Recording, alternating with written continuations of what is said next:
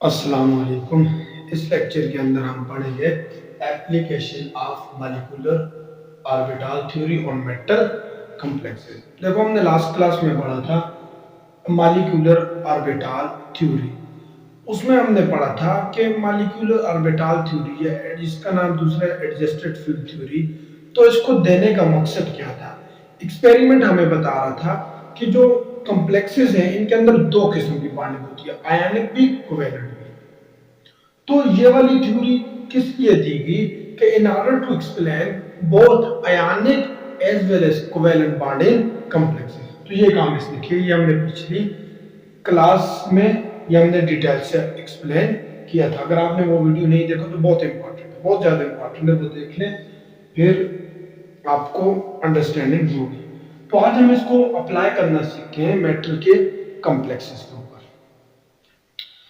तो अगर हम एमओटी को मेटल के कॉम्प्लेक्सेस पर अप्लाई करें तो हमने कुछ सर्टेन नेसेसरी स्टेप करने हैं।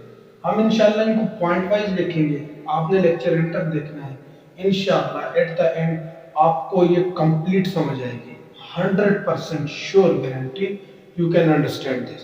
कि सबसे पहले हमने मॉलिक्यूलर ऑर्बिटल मेटल कॉम्प्लेक्सेस के ऊपर लगानी है, तो उस पर कुछ नेसेसरी स्टेप करने हैं। क्या करना है? Necessary step. वो नेसेसरी स्टेप क्या है? सबसे पहले symmetry of various orbital of metal find करनी है, फिर symmetry of various orbital of ligand find करनी है। तो याद है, लिखो, आगे स्टेप बाय स्टेप जाए with the help of notes, क्योंकि नोट्स के बगैर ये चीजें इतनी आसानी से अंडरस्टैंड नहीं होती। तो लिखो, in order to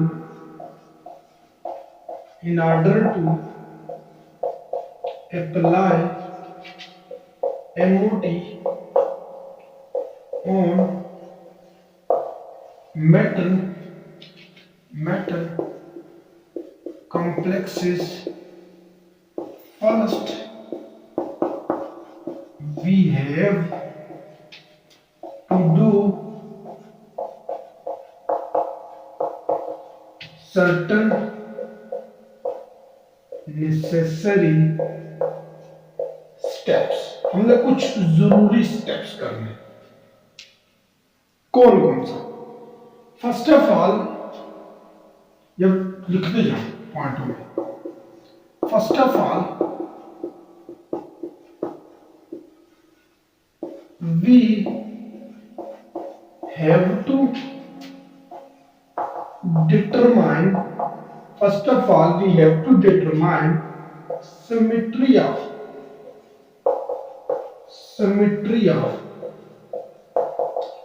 various orbital of metals as well as ligands।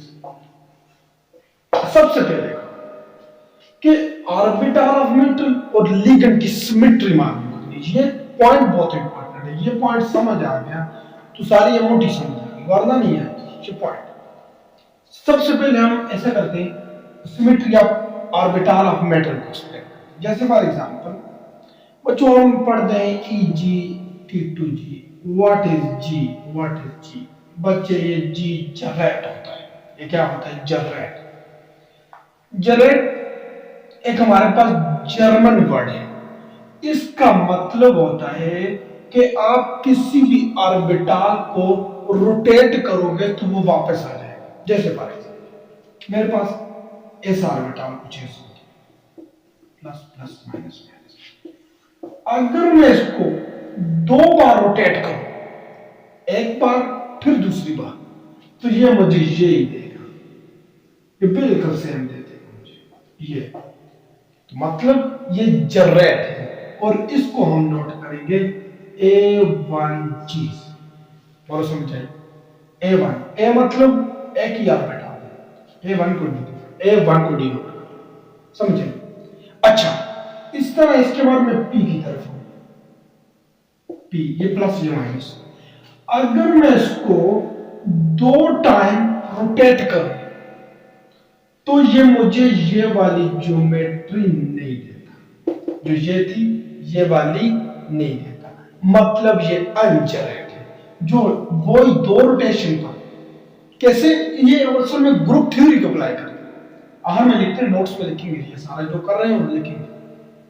तो हमने क्या किया, एस ऑर्बिटल को दो रोटेशन दी, उसने ये दे दिया, मतलब जनरेट। अच्छा, पी ऑर्बिटल, ये तो इसकी कंडीशन, पी ऑर्बिटल मैंने दो रोटेशन दी, उसने ये वापस नहीं दिया, मतलब क्या हुआ, दिस इज अनजनरेट। इसको हम लिखते हैं T1। समझ आई? ये कैसे करते हैं, ये सारा कुछ हमें कैसे पता चले, ये ग्रुप थ्योरी से पता चलता है। कहां से पता चलता है? ग्रुप थ्योरी से। अच्छा, मेरे पास अगला आ गया डी ऑर्बिटल। डी ऑर्बिटल, उसकी कुछ सिचुएशन क्या होती है, मैं अगर इसको दो रोटेशन दूं और इस पर ग्रुप थ्योरी को अप्लाई करूं, दो रोटेशन दूं, ग्रुप थ्योरी को अप्लाई करूं, तो मेरे पास ये बिल्कुल सेम आ जाती है, ये प्लस, ये माइनस, ये माइनस, मतलब ये भी हमारे पास जनरेट है, ये भी हमारे पास जनरेट है। इसको डिनोट किससे करेंगे, इसमें को E1G से T2G से रिपोर्ट करेगा, मतलब G का मतलब है जनरेट, G का मतलब क्या हुआ, जनरेट, दो रोटेशन के बाद वापस वो ही देगा, दैट इज जनरेट। यू अनजनरेट, दो रोटेशन के बाद ये वापस नहीं देगा। समझ आई? समझ आई? इसको नोट करो, इसको मैं इधर से रफ करूंगा, चलो रफ ना करें, दूसरा लिखो, दूसरा पॉइंट लिखो, the symmetry of various orbital of metal can be obtained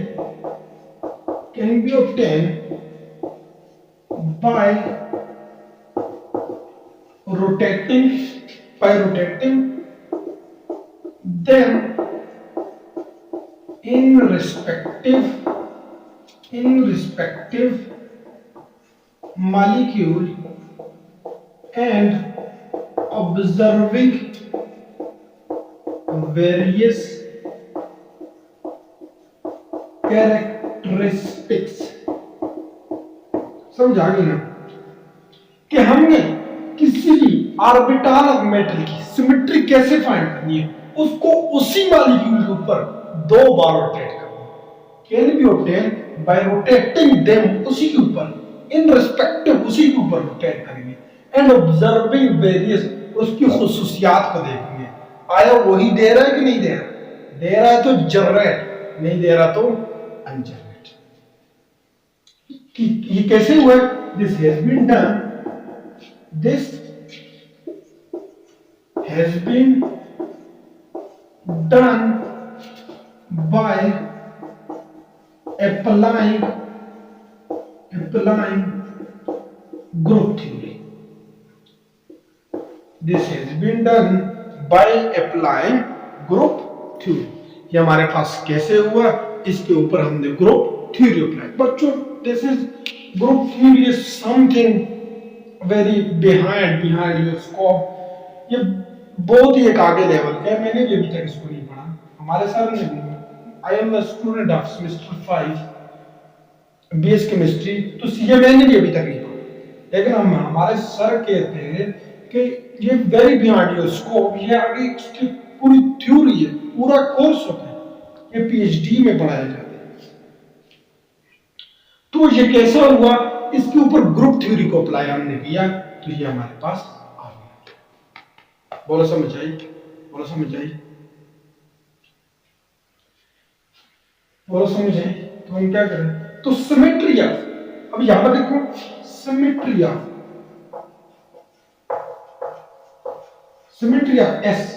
S orbital की सिमेट्री क्या है, symmetry of S orbital is क्या है मेरे पास, A1G, symmetry of S orbital क्या है मेरे पास, S, A1G। अच्छा, इसी तरह सिमेट्री ऑफ P क्या है, सिमेट्री ऑफ P ऑर्बिटल मेरे पास क्या है, इज T1। तीसरी सिमेट्री ऑफ डी ऑर्बिटल मेरे पास क्या है, सिमेट्री ऑफ डी ऑर्बिटल मेरे पास क्या है, इज E1G प्लस T2G। बोलो समझे?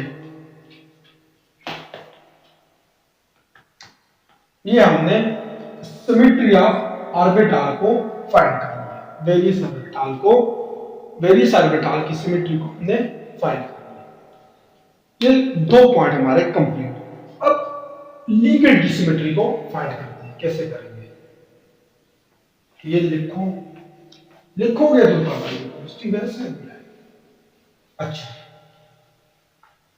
अब लिगेंड की सिमेट्री को कैसे लिखेंगे, that is our third point. इन चीजों को समझने चाहिए, बहुत इंपॉर्टेंट है, वरना समझ नहीं आएगी। इसमें एक ये है और सिमेट्री ऑफ लिगेंड। अच्छा, सिमेट्री ऑफ लिगेंड। अच्छा जी, सिमेट्री ऑफ लिगेंड को हम अज्यूम करेंगे कि जब हमारे पास लिगेंड मेटल के साथ मिलेंगे, बॉन्डिंग एंटी बॉन्डिंग बनाएंगे, तो उस वक्त हम इसको अज्यूम करके जाएंगे कि इसकी सिमेट्रिक डेजिग्नेशन क्या है, इसकी सिमेट्रिक डेजिग्नेशन है। सिर्फ अज्यूम करेंगे। अच्छा, अज्यूम, अगर इस अज्यूम वाले लफ्ज को हम हटा दें पूरी थ्योरी से, पूरी थ्योरी से, जैसे अगर हम ऑक्टाहेड्रल की बात करें तो ऑक्टाहेड्रल में मेरे पास कितने होते हैं लिगेंड? 6 आते हैं, 3 4 5 6। इनमें से एक को अज्यूम करके जाओ, A1G, 2 को अज्यूम करके जाओ E1G, 3 को अज्यूम करके जाओ T1G। तो लिखो, it is assumed that ligands having sigma bond when combined with metals to forms symmetric designation। Symmetric हम अज्यूम करके जाएंगे, इट इज अज्यूम्ड। अगर ये वर्ड अज्यूम यहां से रफ कर दे पूरी थ्योरी में, क्या पता ये सिमेट्रिक हो या ना हो, हमें नहीं पता, सिर्फ अज्यूम करके गए, सिर्फ अज्यूम। साथ में ये बना, तो हमने सिमेट्री ऑर्बिटल ऑफ मेटल की भी बना दी, हमने सिमेट्री लिगेंड की भी बना दी। क्या है symmetry of ligand? Symmetry of ligand क्या है मेरे पास? A1G किसके लिए? S के लिए। E1G किसके लिए? D के लिए। D के लिए ये कौन से दिए? जो एक्सिस के, क्योंकि लिगेंड कहां पर आता है? एक्सिस, हम इसलिए एक्सिस वाले में लेना चाहिए। T2G को क्यों नहीं लिया, उसको आगे पढ़ते हैं, उसको आगे समझिए, उसका अलग रूल लिखेंगे। तो A1G, E1G और T1G का यहां तक समझ आई? यहां तक समझ आई? रफ करो, यहां तक लिख लो, लिख लो, फिर रफ करते हैं।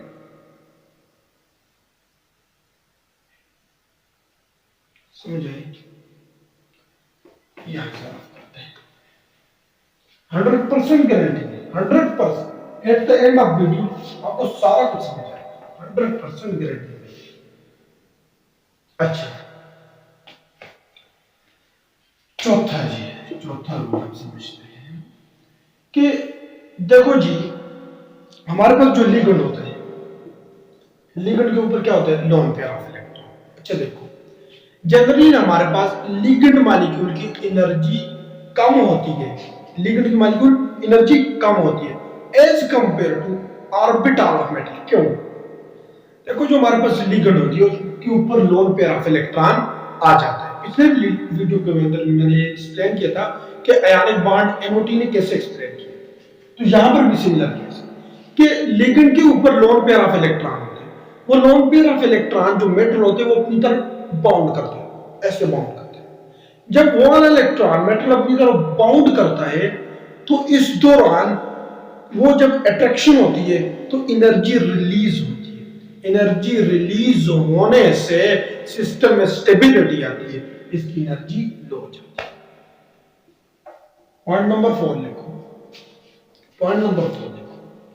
Generally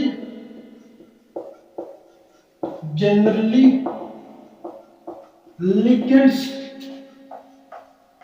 orbitals are more in energy as compare में होता है,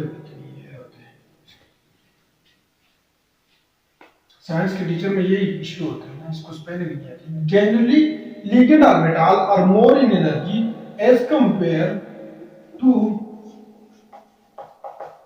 ऑर्बिटल ऑफ मैटर। यहां तक लिखो, फिर सारे बोर्ड को रफ करते हैं। अभी इसके साथ में जनरल डायग्राम भी बनाते हैं, तब समझेंगे। यहां तक लिखो, यहां तक लिखो, 4 पॉइंट लिखो।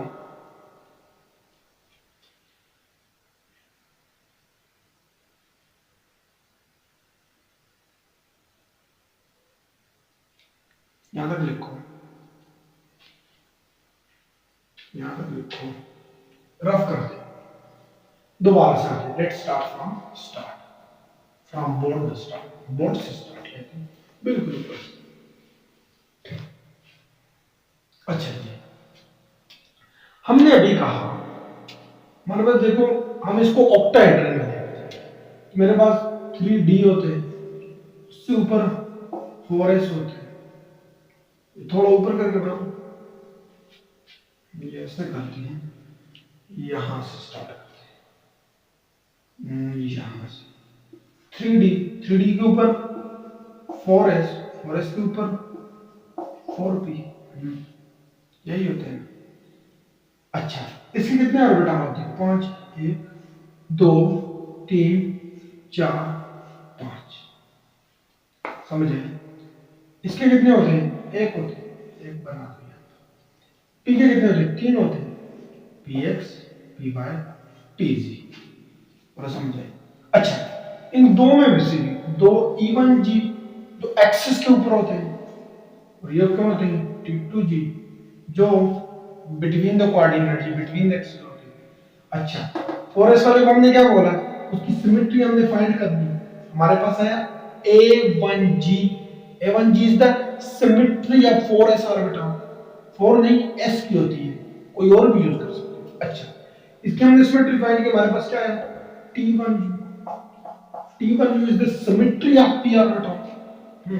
अच्छा, अभी मैंने जो 4 पॉइंट लिखवाया था उसमें मैंने कहा था लिगेंड मॉलिक्यूल की एनर्जी ज्यादा होती है as compare to orbital of metal. जब ज्यादा होती है तो देखो क्यों होती है, उसमें लोन पेयर इलेक्ट्रॉन होते हैं, न्यूक्लियस अपनी तरफ अट्रैक्शन करता है, एनर्जी रिलीज होती है, स्टेबिलिटी होती है, तो उसकी एनर्जी क्या होती है? थोड़ी सी कम होती है। हम इधर बना देते हैं, 1 2 3 4 5 6, शायद नजर आई है, समझे? तो इसमें से एक की सिमेट्री क्या है? A1G। दो की सिमेट्री क्या है? E1G। तीन की क्या है? T1। समझ आए? समझ आए? अभी पॉइंट नंबर 5 लिखेंगे, पॉइंट नंबर 5 लिखेंगे। यहां तक समझ आइए? कुछ इशू है? इशू है तो वीडियो को पीछे करके देखो, समझ आएगी। पांचवा क्या है? वो जो मेरे पास लिगेंड के कितने ऑर्बिटल है, मेटल के कितने ऑर्बिटल? 6, 6 है ना मेटल के। देखो, 2 ये 3 और 3 6, इनको फिलहाल छोड़ो, इन 3 को छोड़ो। 2 3 4 5 6 है क्या है? सिमेट्रिक। लिमिट कितनी? 6, वो भी क्या है? सिमेट्रिक। उनको तो हमने मान के किए, तो लिखो the sixth symmetric orbital of metal combines with six symmetric orbital of ligands, which results to the formation of six bonding and six anti-bonding molecular six symmetric orbital. Symmetric कौन कौन से है? पहला A1G, दूसरा T1U, तीसरा E1G। ये symmetric orbital किसके थे? मेटल। सिमेट्रिक ऑर्बिटल लिगेंड का क्या थे? वो भी यही थे, A1G, T1U, E1G। तो मैं लेंगे, तो मैंने क्या कहा? Six symmetric orbital. सबसे पहले ये आएगा, टेढ़ी हो रही है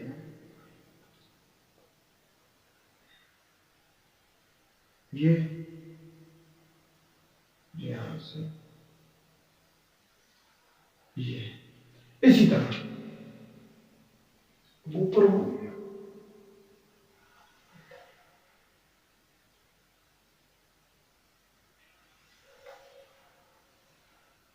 ये मेरे पास में। तो कितने बनेंगे?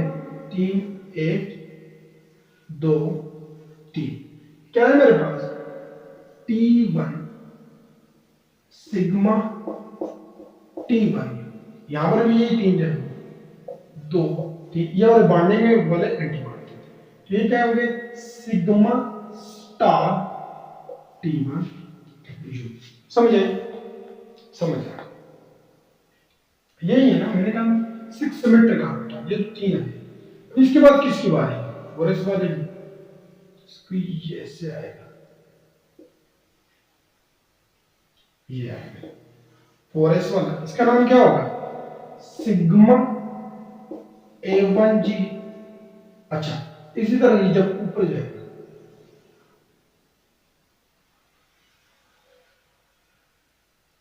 ये आएगा, इसका नाम यहां पर क्या होगा? Sigma star A1G। खत्म होगी बात। अच्छा, अब इसकी तरफ आओ, E1G की तरफ। ये आया, ये आया। तो ये मेरे पास क्या है? Sigma E1G। इसी तरह ये ऊपर जाएगा, दो क्या होगा? Sigma star E1G। यही है ना, सिग्मा स्टार E1G। मैंने क्या कहा? Six symmetric orbital of metal, 1 2 3 4 5। ये six symmetric orbital of metal मिलेंगे six symmetric orbital of ligand, which result to the formation of six bonding, 1 2 3 4 5 6 bonding, 1 2 3 4 5 6 anti bonding molecular orbital. अच्छा, अभी ये T2G की तरफ, व्हाट इज इसकी line? ऐसे यहां पर एग्जिस्ट है, यहां। इनका काम क्या होगा? इनका काम क्या होगा? अच्छा जी, इसको रफ करते हैं और इसको समझते हैं। ये क्या है? पॉइंट नंबर 5 हो गया, अभी पॉइंट नंबर 6 की तरफ, पॉइंट नंबर 6 की तरफ साथ साथ में नोट करना, वरना नहीं आएगा। अच्छा, 6 पॉइंट देखो जी, ये जनरली ये पाई बांड के साथ रिलेटेड होते हैं जी। तो जब हमारे पास पाई बांड नहीं होगा तो ये रिमेन वेक्टर होगा, रिमेन नॉन बॉन्डिंग यानी बॉन्डिंग में इन्वॉल्व नहीं होगा। तो in the absence of pi bond the T2G orbital remain non bonding. एक बात इस तरह, तो एक तरह ये मैंने इस तरह। दूसरी बात कि देखो जी, मेरे पास ये सिचुएशन होती है, ये मेरे पास x है, ये y, ये z।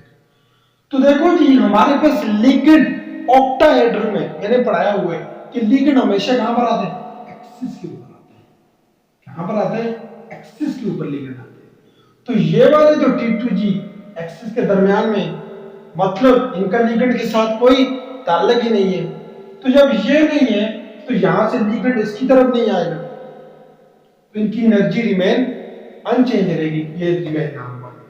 लिखो लिखो लिखो, लिखने से आएगा। देखो in the absence of any pi bond,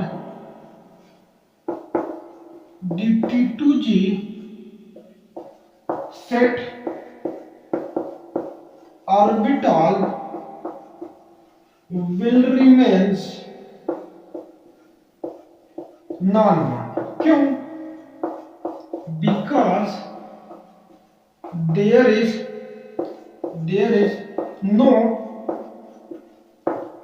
symmetric orbital of ligands for T2G। हमने तो इनको सिमेट्रिक मान के गए होते ना, इसको तो नहीं मान के गए, इसको तो सिमेट्रिक मान के। तो हमने क्या कहा, will remain non bonding because इसके पास, मेटल के पास इसके लिए कोई क्या है, सिमेट्रिक ऑर्बिटल ही नहीं, because there is no symmetric orbital of ligand. Ligand के पास इसके लिए कोई सिमेट्रिक ऑर्बिटल ही नहीं। या दूसरी बात, इसके also be explained on the fact that this can also be explained on the fact that the E1G orbital lies on the axis and T2G lies between the axis। लेकिन हमेशा कहां पर आता है, एक्सिस पर, वो तो दरमियान में। hence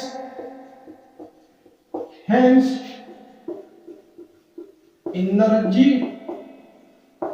state of T2G will remains unchanged। इसको रखो, जल्दी से अपने पास रखो, जल्दी से नोट डाउन करो, जल्दी से नोट डाउन कर लो। Very very important, very very very important. The point number 6, the point number 6,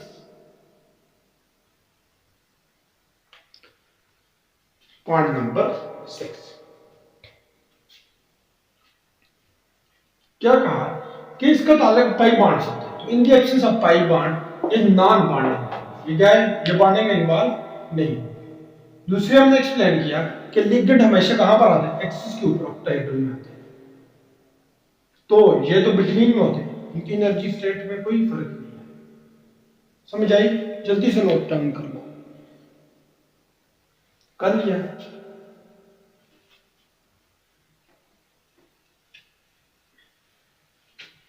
अच्छा, अगला point, point number 7, point number 7 point क्या, 7 पॉइंट मुझे कहता है कि जब हम इसकी डायग्राम डिराइव करेंगे तो जितने भी इलेक्ट्रॉन हैं लिगेंड और मेटल, ये फिल करो according to Hund's law, aufbau principle and Pauli's principal.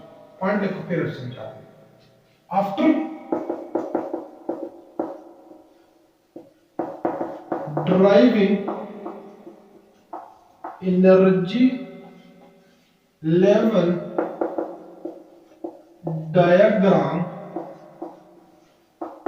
available electron are filled according to above Hund's and Pauli exclusive principle। जब डिराइव करोगे डायग्राम तो अवेलेबल इलेक्ट्रॉन।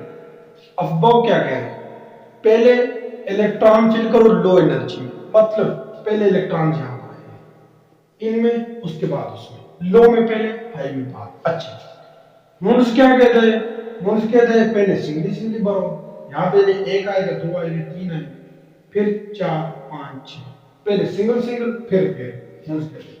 पॉली एक्सक्लूसिव कहते हैं कि एक ऑर्बिटल में दो से ऊपर इलेक्ट्रॉन नहीं आ सकते, तो आप यहां पर दो से ऊपर नहीं कर पाओगे। तो जैसे इसको नोट डाउन कर लो, 7,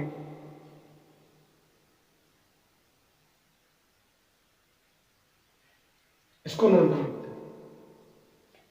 इसको ले नोट डाउन, ये हम जनरल बना रहे हैं, इसके बाद हम एग्जांपल लेंगे। अच्छा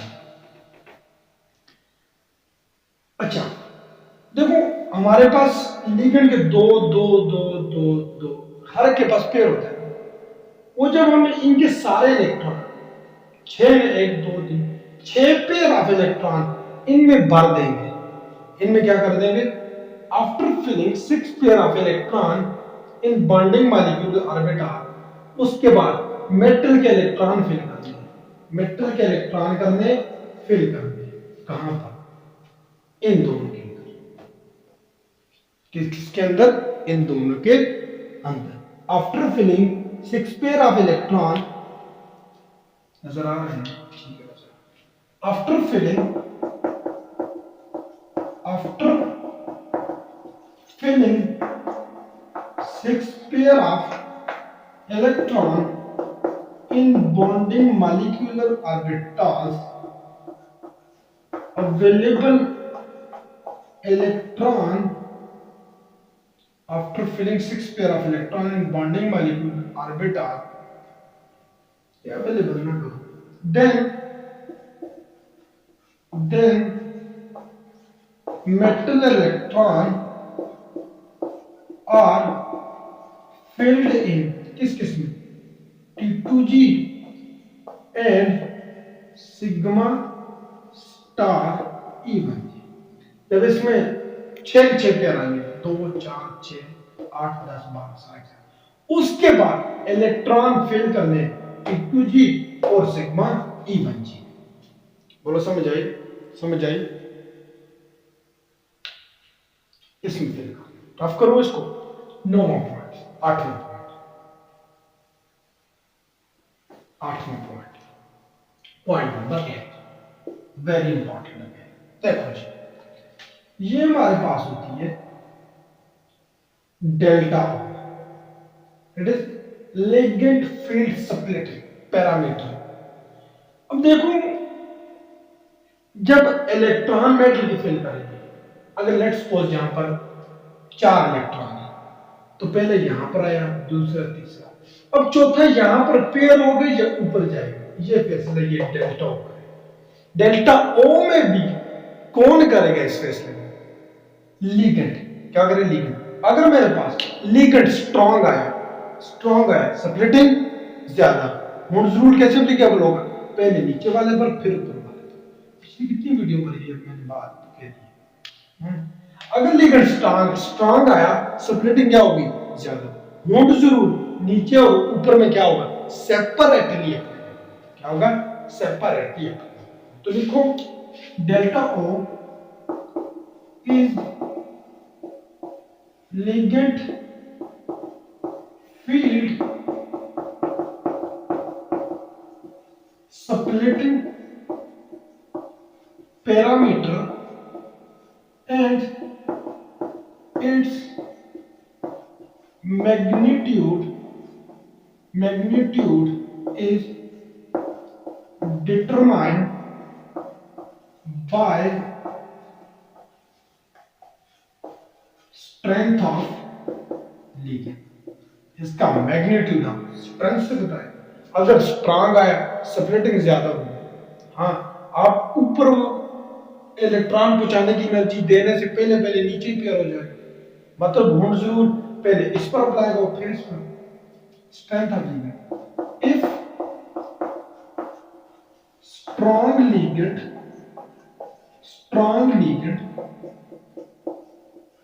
approaches approaches metal cation,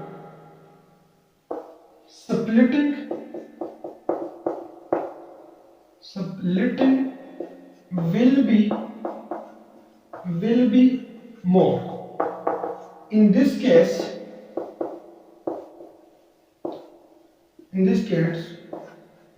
Hund's rule is applicable in both T2G and sigma star E1G orbital separately, अलग अलग से। क्या मतलब है इस बात का? That is electron are first paired in T2G set orbital before their entry in sigma star E1G orbital। कि इलेक्ट्रॉन पहले कहां पर पेयर होगा? यहां पर, इससे पहले पहले के ऊपर चले। बोलो आया, बोलो आया। बहुत आसान चीजें है ना, बहुत आसान चीजें नजर आ रही है। तुम्हारे पास अगर स्ट्रॉन्ग लिखना है, स्प्लिटिंग क्या हो जाएगी? ज्यादा। हाँ, आप एनर्जी दे रहे हो ऊपर चला जाए इलेक्ट्रॉन, लेकिन उससे पहले वो नीचे पेयर होगा, पहले एनर्जी पहले ही उसमें। यहां पर जगह नहीं है तो दूसरा लिखो, if week ligand approaches metal cation, splitting will be less. In this case, Hund's rule is applicable on both T2G and sigma star E1G simultaneously. That is, electron first occupy singly before pairing in T2G। T2G में pairing नहीं हो, पहले singly हो, फिर pairing हो। Electron first occupy singly in both T2G and sigma star E1G orbital before pairing in T2G orbital। I hope ये 8 point ऐसे थे जो कोई भी आप डायग्राम बनाओगे किसी भी कॉम्प्लेक्स की एमओटी के अंदर, तो ये पॉइंट 8 नेसेसरी थे। अब हमने सारा काम खत्म कर दिया, सारा काम। ये तो हमने जनरल के लिए बनाई है ना, जनरल तो हमारे पास कोई कॉम्प्लेक्स नहीं है।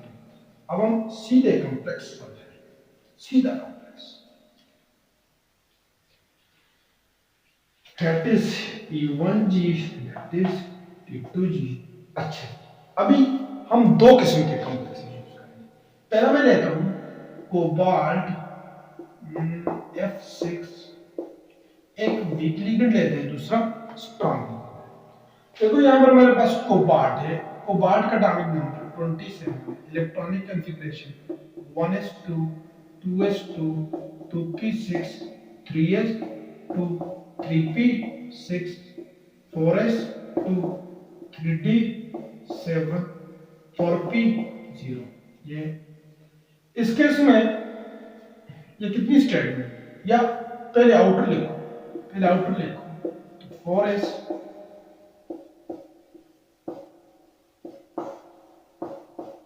आउटर लिखो, नंबर 2 यहाँ पर पहले 1 1 फिर 7 पूरे हो गए, 7 मेरे पास पूरे हो गए ना। अच्छा, इस केस में कोबाल्ट कितने स्टेट में? +3 में, तो कोबाल्ट 1 2 यहाँ से जाएंगे, वहां से जाएंगे।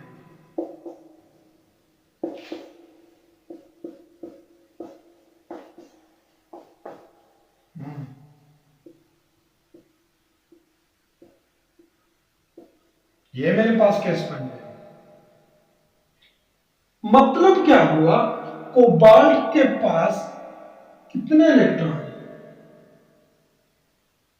कितने इलेक्ट्रॉन है? 2 3 4 5 6।